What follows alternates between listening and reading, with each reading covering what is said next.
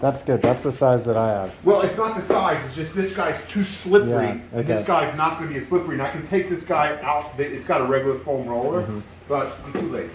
Okay. Okay. So, like I was saying, what we want to do is we want to make sure you maintain the neutral spine position when you do this. You want to kind of support the head and the neck and bring the elbows up towards the ceiling, because that pulls the scapula kind of wider off the sides of the spine, so there's a little bit more meat to work on. Okay. Now, of course, I've gotten myself too cramped, and so you're going to kind of roll yourself up and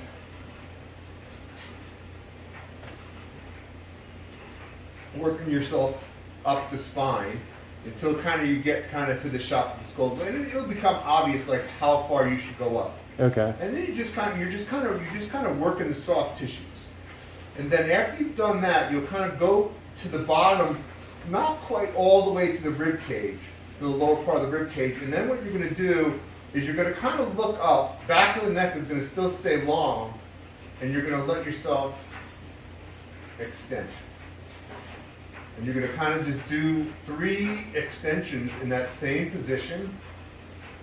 And then you're going to work your way up a couple inches and do the same thing again.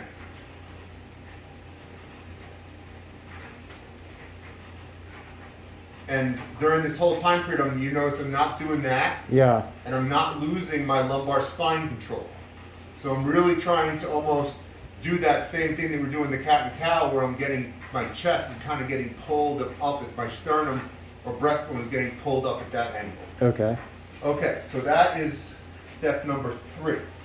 Then number 4, you're going to kind of put the leg here and get the body long, and ideally you have a little bit of kind of head support here. And I'm going to take my hand, and the reason that the hip is bent and supported is that this position of bending the hip helps to not let the lumbar spine get into this. And the other thing that you're not letting the lumbar spine get into it is I'm going to grab my lower ribs. So now the motion is I go from here to back to there, and ideally the wall wouldn't be back, and I would just hang out for 10 seconds, come back, and then do that same thing. Okay. And if you could see my ribs want to go back, and it's okay if they move back a little bit, but you don't want to just let them go. You know, you don't want to have a ton of rib motion. So you're trying to limit it, but not stop it. And you're going to do this both sides. Yeah. 5 times, 10-second hold. Okay. Then the next one is quadruped. So again, back to that same kind of position that we're cat-cow.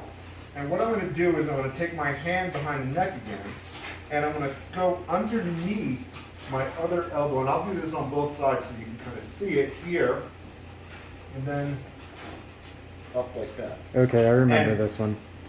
I really want to be back here to do this, and if you saw what I did, that I let a lot of spinal motion happen. So it's here, and then up in a 2-second hold. Okay. And this one you do 10 times. Let me do both sides so you can kind of see.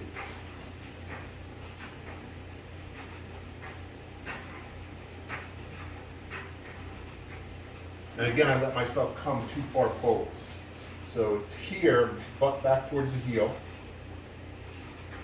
underneath, and up. And the reason that we're bringing the butt back towards the heel is that, again, helps to take the lumbar spine out of the motion and really get that motion, so it's primarily a thoracic spine. Okay. All that makes sense? Mm-hmm. Okay, let's have you do it.